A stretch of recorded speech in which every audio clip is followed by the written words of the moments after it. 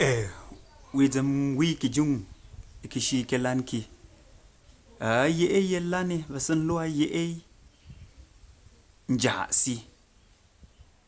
Fake vasan yongi lambara ju tone marks. Widam wiki jung. Tone marks.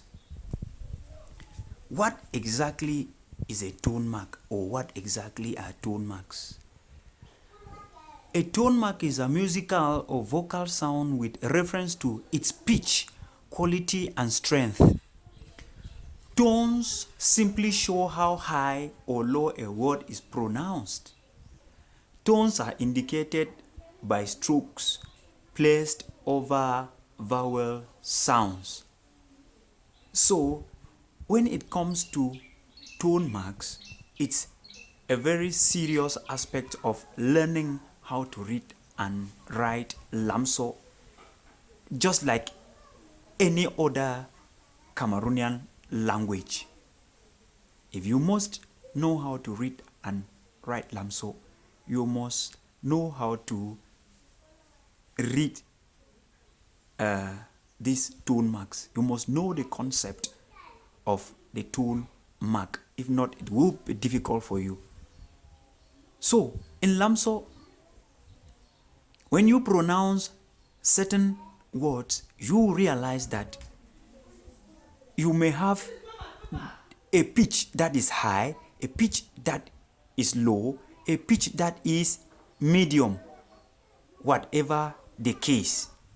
Now, this pitching system, which I can describe or define as the rise and fall of a word as you pronounce it, is what we call tone.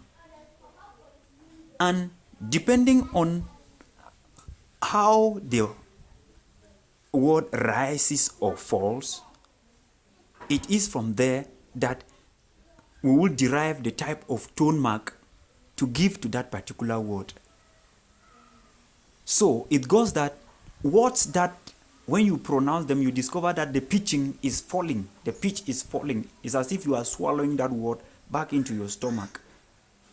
Such words are called low tone words, and they give us low tone marks. Those ones that when you pronounce them or when you pitch them, they are rather going high as you pitch them.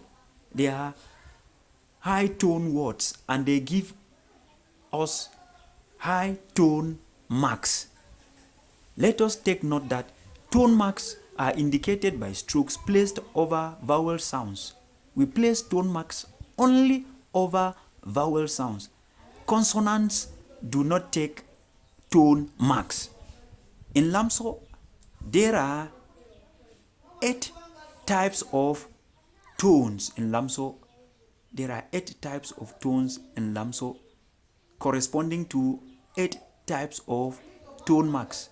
But for the sake of simplicity, only 2 types of tone marks are written, which is the low tone mark and the high tone mark. The rest will write them like that without putting the tone marks. Let us start by looking at the low tone mark, which is represented by this stroke facing backward. With the low tone marks, there are 2 types of them. We can divide them into 1, low falling tone, the low falling tone, which is represented by the word bar. Bar. So the word bar, which means cup, is actually the key word that we use to measure words that can fall under this low falling tone mark. We look at examples of such words with the low falling tone mark. We have bar itself, which means cup. We have mbar, which is a type of vegetable. We have mbang, which is a walking stick. We have mwa, which means book. We have shwa, which means knife. We have bun, which means squirrel. Then we have mfir, which means a blind person. We have li, which means customs or fashion, we have lam, which means glue. We have kidang, which means a bench, and we have lum, which means dry season.